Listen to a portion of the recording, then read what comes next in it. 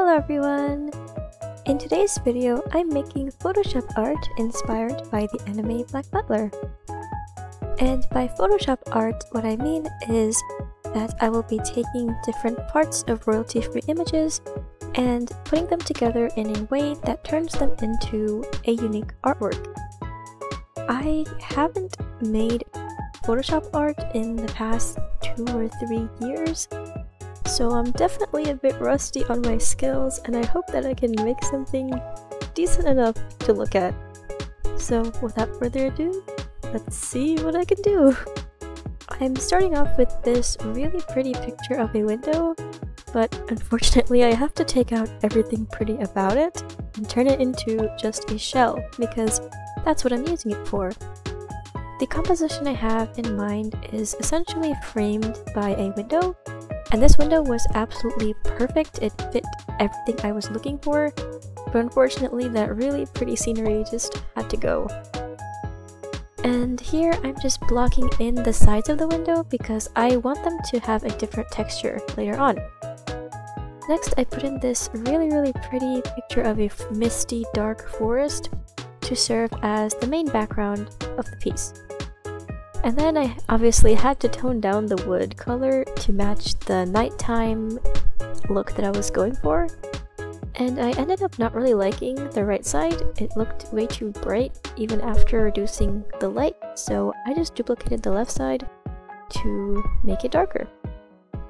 And then I added some blue coloring to the forest because in my mind this piece would have a lot of blues in it, and I thought that would be perfect. Then I added this fog overlay to really give it that spooky, mystical kind of look, because who doesn't like foggy forests? I love them so much.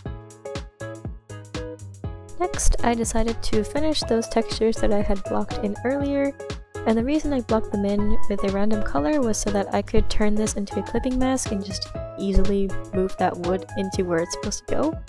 And then I made a little oopsie, so I had to erase it at the bottom. And then I made the wood darker, and doing this step really gave me hope that the piece would come together. I think that looked really nice in the background there. And then next I had to get rid of these really nice leaf shadows that were on the windowsill, because there's no leaf that close that would cast such a shadow. And to do that I just used the clone stamp tool and then used the rectangular lasso tool to make sure that I did it in a straight line and that it didn't look bumpy. Next I used this picture of a bird. I didn't really care to cut it out carefully because it was going to be pretty small and I was going to end up applying motion blur to it anyway, so the shape, as long as the overall shape was okay, I was good. I spent some time deliberating on where exactly the bird should go, and then applied that motion blur to make it look like it's in the process of flying. And then I made it a bit darker because that just adds to that misty, dark element that I'm just going for this piece overall, and then moved it underneath the fog. The next piece that I used was this arm. I actually spent a while looking for the right kind of arm. The arm that I was thinking about using is basically when you extend your arm almost like a tree branch for when a bird lands on it. If you look at videos of bird handlers, they put their arm out almost like this for the bird to have a place to perch. And that was the main idea behind this composition in my mind, was basically a person putting their arm out and waiting for their pet bird to sit on it. This arm looked a bit bare, so I used this picture of a woman to cut out the sleeve and manipulate the sleeve in a way to make it look like the person was actually wearing it.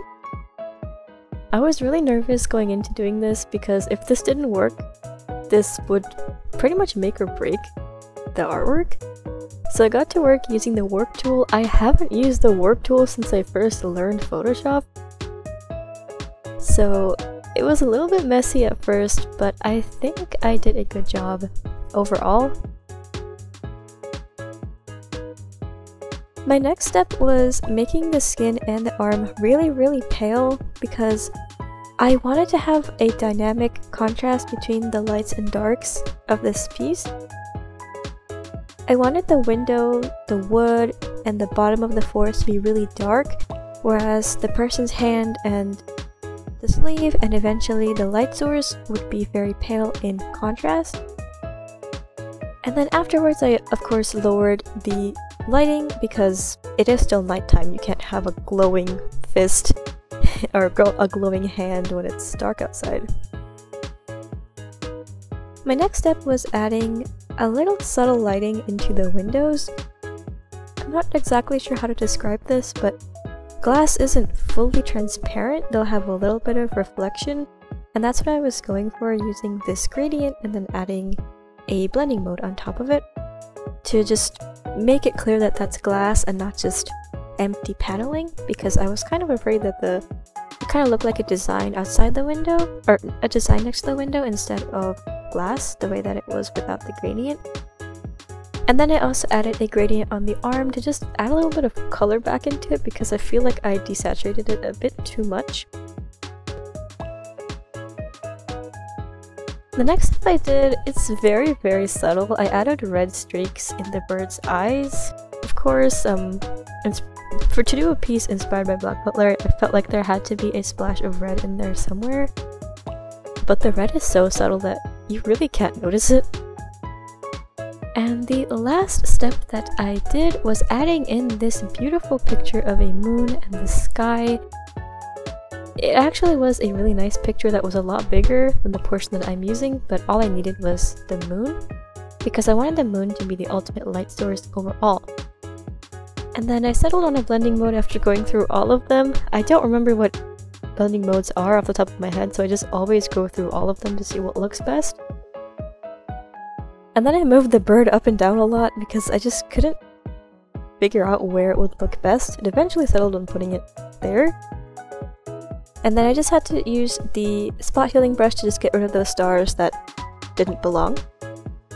And then next I added in the lights and shadows into the hand and the sleeve, and I think this is really where the piece started to come together and stopped looking like an amalgamation of random pictures.